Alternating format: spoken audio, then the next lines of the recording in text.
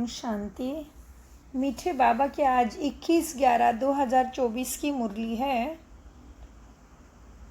मुरली का महावाक्य है, मीठे बच्चे, तुम्हें अब टीचर बन सबको मन वशीकरण मंत्र सुनाना है।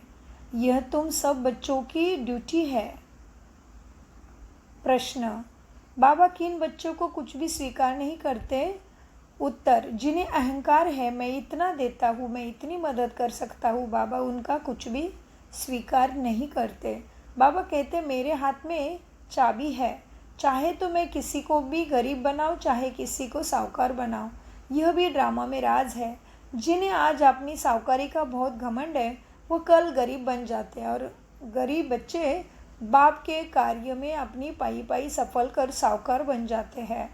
इसलिए बाबा जिसका पैसा सफल करना है, जिसके स्वभाव में देवी गुण है, उसी को ही बाबा के इसमें यज्ञ में ज्ञान पैसा देने की इच्छा निर्माण करेंगे।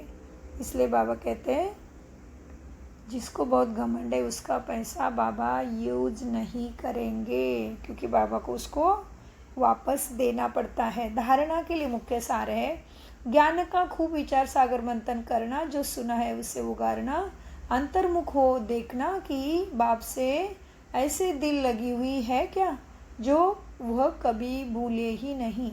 2, कोई भी प्रश्न आदि पूछने में टाइम वेस्ट ना करे। याद की यात्रा से स्वयं को पावन बनाना है। अंत समय में एक बाप की याद के सिवाय और कोई भी विचार न आए, यह अभ्यास अभी से करना है। वरदान, दृढ़ संकल्प रूपी व्रत द्वारा व्रतियों को परिवर्तन करने वाले महान आत्मा भव। वरदान का विस्तार है, महान बनने का मुख्य आधार है पवित्रता। इस पवित्रता के व्रत को प्रतिज्ञा के रूप में धारण करना अर्थात महान आत्मा बनना। कोई भी दृढ़ संकल्प रूपी व्रत व्रति को बदल देता है। पवित्रता का व्रत लेना अर्थात अपनी व्रति को श्रेष्ठ बनाना। व्रत रखना अर्थात स्थूल रीति से परहेज करना। मन में पक्का संकल्प लेना तो पावन बनने का व्रत लिया और हम आत्मा भाई भाई है, यह ब्रदरहुड की व्रति बनाई। इस व्रति से ब्राह्मण महान आत्मा बन गए। और स्लोगन, व्यर्थ से बचना है तो मुख पर दृढ़ संकल्प का बटन लगा दो। ओम शांति, ओम शांति, ओम शांति। मीठे प्यारे बाप दादा का अनगिनत पदम गुना शुक्रिया फरिश्तों।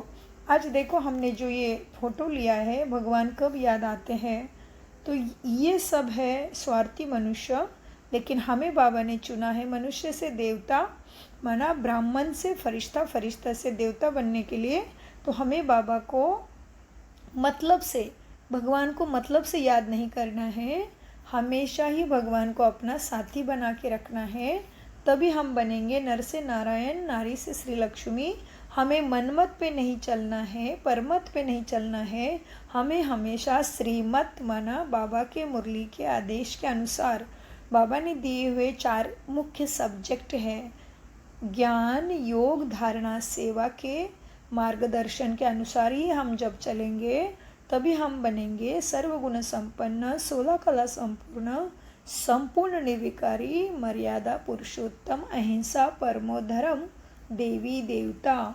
इसलिए हमने ये फ़ोटो रखा। इसमें क्या है, भगवान कब याद आते हैं मनुष्य को?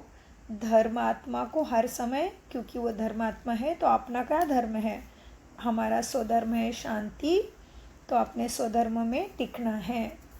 और पापी को मृत्यु के समय भगवान याद आएगा, चोर को पकड़ जाने पर, गरीब को भूख लगने पर, धनी को बीमार हो जाने पर, कंजूस के पैसे खो जाने पर, किसान को वर्षा नहीं होने पर, मुसाफिर को ट्रेन छूट जाने पर, व्यापारी को नुकसान हो जाने पर, विद्यार्थी को परीक्षा के फल के समय, राजनीति को चुनाव हार जाने पर, ऑफिसर को रिश्वत लेते पकड़े जाने पर भगवान याद आते हैं। तो भगवान क्यों याद आते हैं मुश्किल में? तो ज़रूर भगवान मुश्किल से छुड़ाने आते होंगे धरा पे। तो अभी भगवान आए हैं, इसीलिए ज़रूर भगवान को पहचानने के लिए अपने नज़दीकी किसी भी ब्रह्मा कुमारी सेंटर में जाके स्वयं का और परमात्मा का, सुख शांति दाता का परिचय ज़रूर प्राप्त करिए। ओम शांति। शुक्रिया।